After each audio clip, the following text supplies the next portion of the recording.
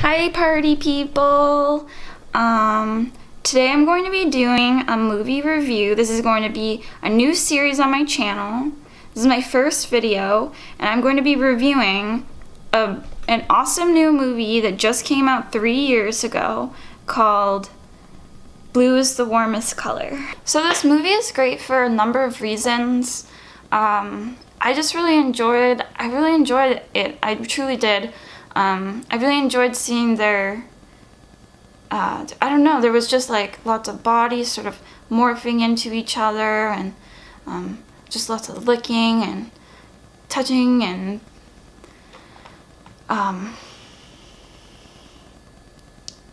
it was a really beautiful experience. It actually kind of reminded me of Teen Pussy Punish Volume 2. My favorite character was definitely the blue-haired girl. I thought her performance was really strong, and she just had a really great presence in the film.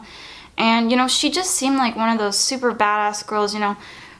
And her character was also very relatable, I find, because she was kind of like one of those girls, or one of those teens that, you know, her mom would come downstairs and she'd say, "Hey mom, get out of my room. I'm writing in my journal right now."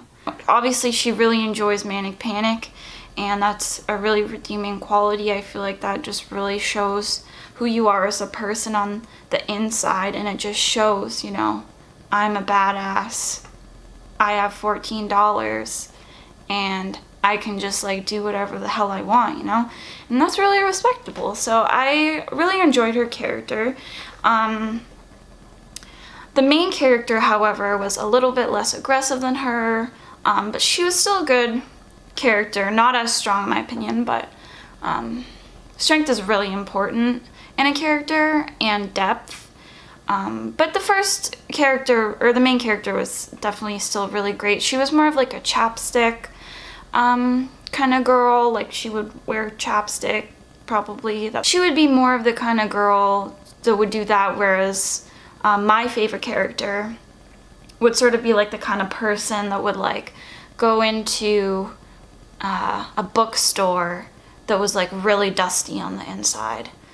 So they had to wash the windows a lot, and she would just scope out when, you know, like a girl would come and wash the windows. She would maybe like come around and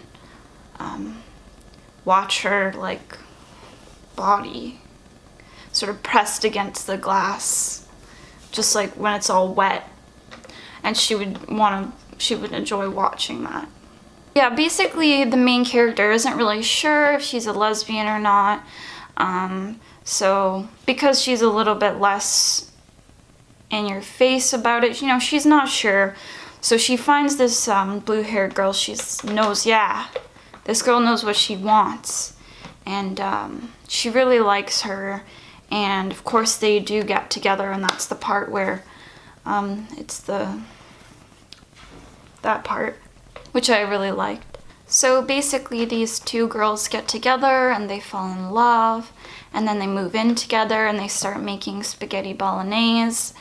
And I really liked that part of the movie, because the night that I was watching it, I actually was like trying so hard to like figure out what to make for dinner, and I just couldn't fucking find anything, so it was really hard. I started watching the movie and I'm like, wow, that looks really good. So yeah, after I would stop watching the movie, I didn't have to go on Pinterest or anything for like hours, so it saved me a lot of time. So I'm definitely going to be giving a half a star in the rating for that. So a really unfortunate part in the movie comes where our two favorite people, they split up. The main character, I believe, splits up with manic panic, and she gets a boyfriend, and they move in together she moves in together with the boyfriend. And obviously she doesn't like it. She immediately regrets it, because, you know, she's not getting licked as much. And you know what? That's the thing about the lesbian relationships, is that there's not really anything else that they can do. So you know that that's going to be what you're going to do, and it's the best. At the end, they end up finding each other, and it's a really beautiful scene. They cry, which I think is a happy cry for both of them. Manic Panic is crying, she's crying, they're hugging, they're saying things. I don't really know exactly if they got back together, and because the movie was actually in French, and so I didn't know what they were saying.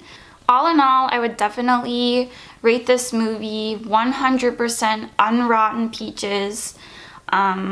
Like, not the fluffy ones, the nectarines, yeah, like nectarines, and like the juicy ones. And thank you guys so much for watching my video, and please join me tomorrow, and we will discuss whether or not Citizen Kane was really the best movie ever made.